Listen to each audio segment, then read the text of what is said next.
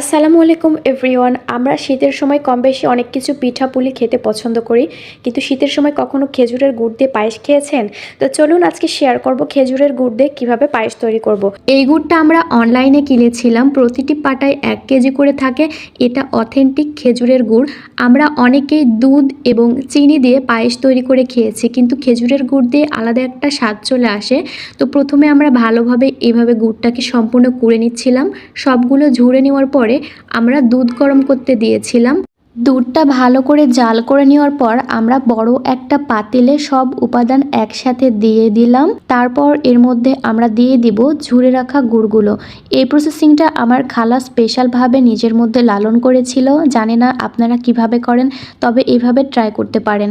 গুড় দেওয়ার পর দেখুন কি সুন্দর লাল রঙের একটা কালার চলে এসেছে। দেখে তো মনে হচ্ছিল রসমালাইয়ের গ্রেভির মতো। চালগুলো ফুটে অনেক হয়ে গিয়েছিল, যদিও 3 কেজি দুধের মধ্যে মাত্র হাফ কেজি চাল দেওয়া ছিল।